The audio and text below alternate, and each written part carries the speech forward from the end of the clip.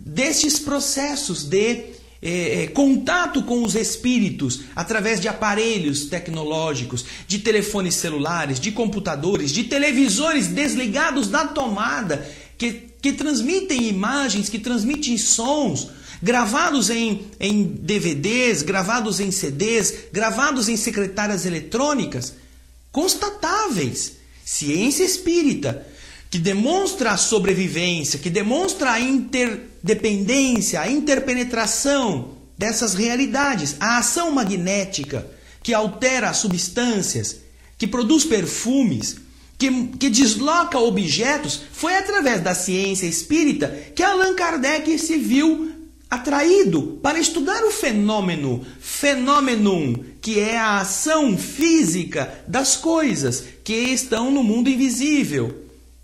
Aquilo que você vê, aquilo que toca a sua personalidade, a sua capacidade de observar. As mesas giravam sozinhas, caminhavam, saltavam, respondiam perguntas. Ciência espírita, Kardec vai estudar, Kardec indaga, começa a estudar isso através de perguntas e mais perguntas e mais perguntas. E a mesa é um fenômeno, um fato que não há como negar que ela se move. Kardec então começa a raciocinar filosoficamente. Não pode ser, uma mesa não pensa. Uma mesa é feita de madeira morta, não tem nervo, não tem músculo, não tem neurônio, não tem cérebro. Como me responde? Tem alguma coisa por trás. Ciência espírita que vai buscar isto. Espiritismo em laboratório. William Crookes fotografa espírito, pesa espírito. Reuniões de materialização de espírito são feitas. Tudo isto na aresta da caixa da ciência, que o espiritismo também tem.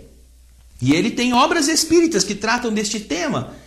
O primeiro, na parte filosófica, nós temos o livro dos espíritos. Na parte da ciência, nós temos o livro dos médiuns. Temos outros livros que complementam esta visão. Temos livros que falam sobre a transcomunicação instrumental.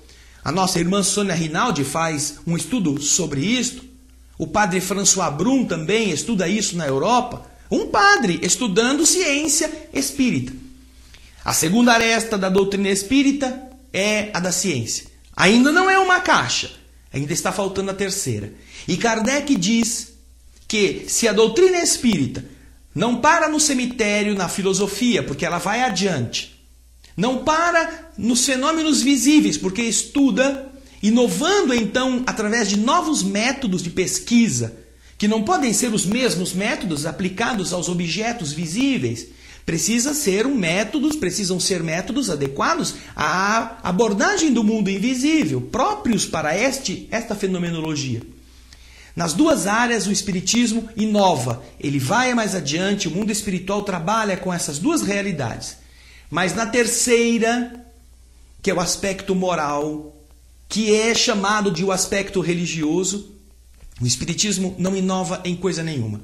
Dizem os espíritos que a moral da doutrina espírita é a mesma moral do Cristo, o Cristo primitivo, o Jesus dos primeiros tempos. A moral de Jesus é a altura que eleva a dimensão humana à dimensão celeste e que dá então a tridimensionalidade desta caixa.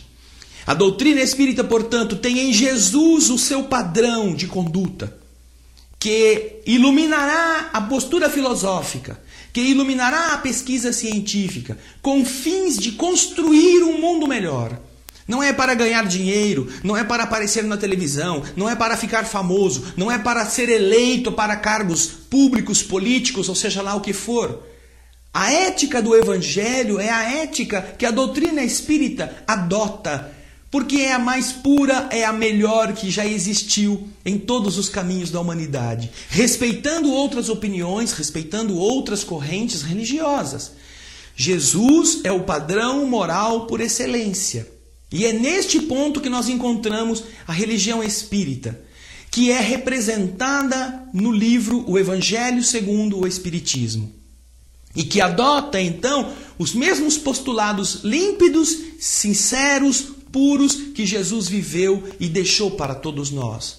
Este é o tríplice aspecto da doutrina espírita. Ela é religião, sim. Não tem ritual, porque Jesus não tinha. Não tem sacerdote, porque Jesus também não tinha. Não tem nenhum tipo de procedimento místico, porque Jesus era simples. Ela é filosofia, ela é ciência. Há essa abordagem e todas elas estão iluminadas pelo aspecto moral da doutrina espírita, que é o mesmo aspecto de Jesus. Na nossa opinião, é o aspecto principal. Sem desmerecer os demais, todos os outros devem levar o ser humano a tornar-se melhor. A filosofia e a ciência são asas que fazem o ser voar na direção do seu próprio progresso. Voltando para a fonte, voltando para Deus. É Jesus o caminho, como ele mesmo disse. Eu sou o caminho, a verdade e a vida. Ninguém vai ao Pai senão por mim, senão por aquilo que eu represento. E é isto que a doutrina espírita também preconiza. Aprendamos então, estudemos, pesquisemos, mas nos lembremos que o amor essencial, as belezas do Espírito que Jesus apresenta, dão o tempero que falta para a nossa elevação na direção do Criador. Esse é o tríplice aspecto da doutrina espírita.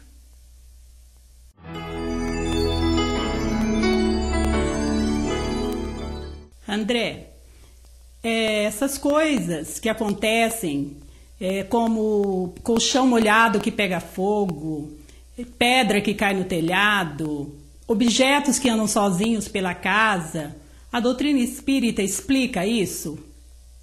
Eis aí a pergunta da nossa querida Alice Queiroz.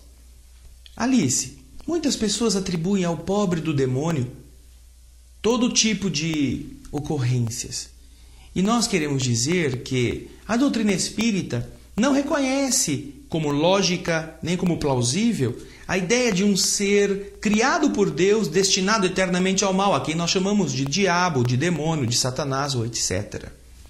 Por isso, é que na doutrina espírita, esses fenômenos a que você se refere, de pedras que caem, objetos que se deslocam, fogo que pega em roupas molhadas espontaneamente, eles são fenômenos naturais, estudados e não atribuídos ao diabo, como esta entidade que, como eu já disse, não existe na visão da doutrina espírita. Mas são efeitos energéticos, efeitos vibratórios, que podem sim estar sendo produzidos pela conjugação de certos fenômenos importantes, de certas energias. Se você vai lá no livro dos médiuns, você vai encontrar uma qualidade de médium, uma classificação mediúnica daqueles que são chamados médiuns de efeitos físicos. Como se tratam de efeitos físicos, estes que objetos se movem, pedras caem, objetos desaparecem de lugares e são de novo trazidos, estes objetos, eles se movem no ambiente